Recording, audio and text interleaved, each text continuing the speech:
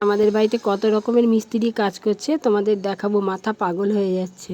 এটা হচ্ছে আমার শ্বশুরমশাইয়ের ঘর। আগে সবুজ রং ছিল, রংটা নষ্ট হয়ে গেছিলো, তাই আবার নতুন করে রং করা হচ্ছে। এই হচ্ছে রঙের মিস্ত্রি কাজ করছে, দেখো। এবার দেখো ওপরে দোতলার ঘরে যে জানলাটা খুলে গ্রিল লাগানো হয়েছে, আগে সানসেট ছিল না, সেই গ্রিলে জল পড়ে নষ্ট হবে, সেই জন্য একটা টিনের শেড দেওয়া হচ্ছে। এটা শেডের মিস্ত্রি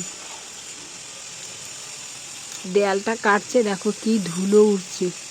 কতজন মিস্ত্রি কাজ করছে তোমরা এরপরে আমাকে কমেন্ট করে জানাবে। আমি দেখাচ্ছি শুধু, তোমরা দেখো। ওইদিকে দেয়াল কেটে দেখো কি অবস্থা, ধুলো কি। এবার এই মিস্ত্রিটা দেখো, এটা হচ্ছে বাথরুমে টাইলস লাগাচ্ছে। এটা হচ্ছে টাইলসের মিস্ত্রি, বাথরুমে কাজ করছে। একটু একটু আওয়াজ তোমাদের জন্য রেখেছি, শোনো।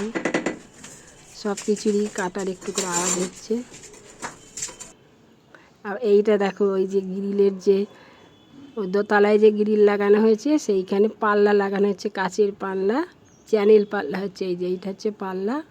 এবার বলো তোমরা।